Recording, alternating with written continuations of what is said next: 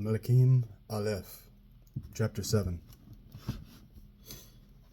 Shlomo built a palace for himself, taking 13 years to finish it, for he built the house of the Lebanon forest, 175 feet long, 87.5 feet wide, and 52.5 feet high, on 4 rows of cedar posts, with cedar beams on the posts. It had a roof made of cedar and supported by beams lying on 45 posts, 15 in a row. There were 3 rows of window openings, placed so that the windows on facing walls were opposite each other at all 3 levels. All the doors and doorways were rectangular and opposite each other at all 3 levels. He made the columned hall 87.5 feet long and 52.5 feet wide, with a columned corniced porch in front of it. He made the hall of the throne his place for dispensing justice, that is, the hall of judgment. It was covered with cedar from floor to ceiling.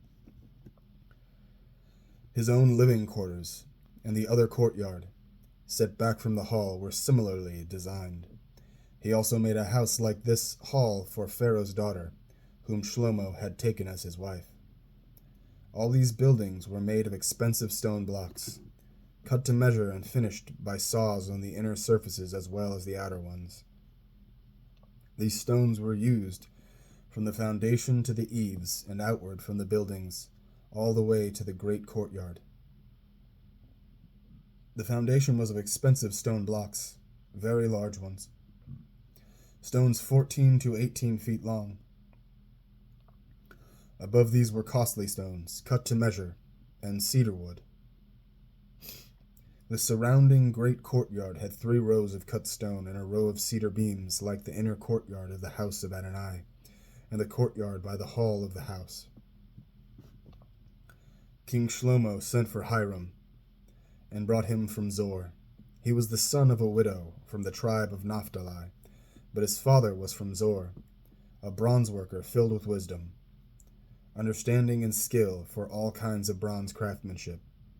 He came to King Shlomo and did all his bronze work. He made the 2 bronze columns, each one 31.5 feet high and 21 feet in circumference. He made 2 capitals of melted bronze to set on the tops of the columns. Each capital was 8 3/4 feet high. He also made checker work nets and chained wreaths, 7 for the top of each capital.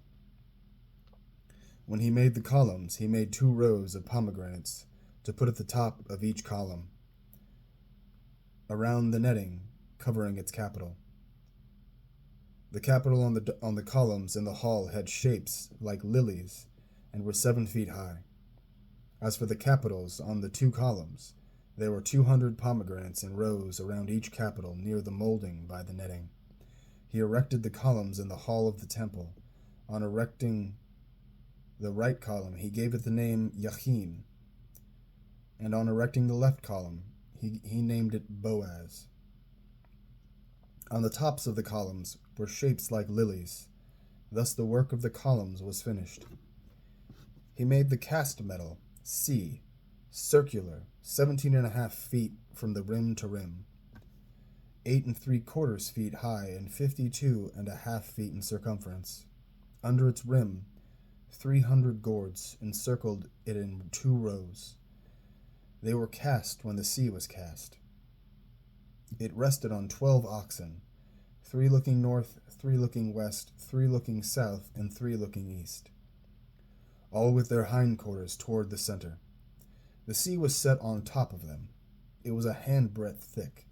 Its rim was made like the rim of a cup, like the flower of a lily, and its capacity was 11,000 gallons.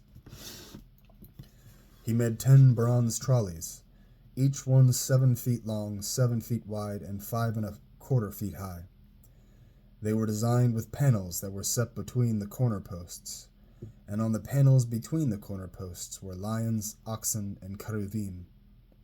The corner posts above were similarly designed. Below the lions and oxen were wreaths of hammered work. Every trolley had 4 bronze wheels and bronze axles. and its 4 legs each had cast supports, which were under the basin, with wreaths next to each. The opening of the stand into which the basin was inserted was 18 inches high. The stand was round, resembling a pedestal, and it was 2.5 feet in diameter. On the stand were carvings, and the outside was square, not round. The 4 wheels went under the panels, and the axles for the wheels were attached to the trolleys. Each wheel was 2.5 feet in diameter. The wheels were made like chariot wheels. Their axles, rims, spokes, and hubs were all cast metal.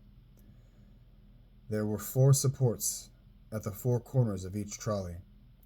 The supports were attached to the trolley itself. In the top of the trolley was a circular support, 10.5 inches high, and the trolley's corner posts and panels were attached to its top. On the sides of the panels and on its corners he carved cheruvim, lions and palm trees, according to the amount of space each required, with wreaths surrounding. According to this design he made the 10 trolleys.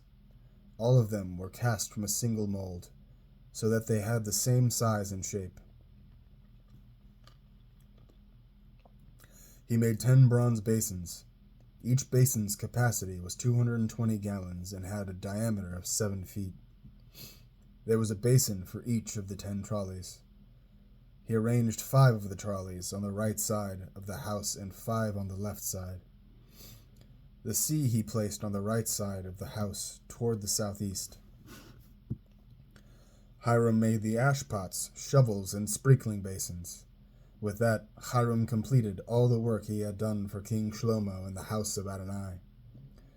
The 2 columns, the 2 moldings of the capitals on top of the columns, the 2 nettings covering the 2 moldings of the capital atop the columns, the 400 pomegranates for the 2 nettings, 2 rows of pomegranates for each netting, to cover the 2 moldings of the capitals atop the columns, the 10 trolleys, the 10 basins on the trolleys, the 1 sea, the 12 oxen under the sea, the ash pots, the shovels, and the sprinkling basins.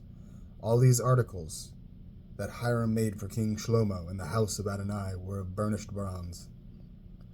The king cast them in the plain of the Yarden, in the clay ground between Sukkot and Zartan.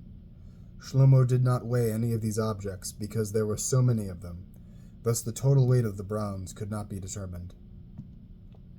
Shlomo made all the objects that were inside the house of Adonai: the gold altar, the table of gold on which the showbread was displayed, the menorahs, 5 on the right and 5 on the left in front of the sanctuary, of pure gold, the flowers, lamps, and tongs of gold, the cups, snuffers, basins, incense pans, and fire pans of pure gold, and the hinges of gold, both those for the doors of the inner house, especially the holy place, and those for the doors of the house, that is, of the temple.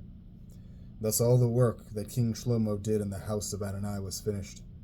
After this, Shlomo brought in the gifts which David his father had dedicated, the silver, the gold, and the utensils, and put them in the treasuries of the house of Adonai.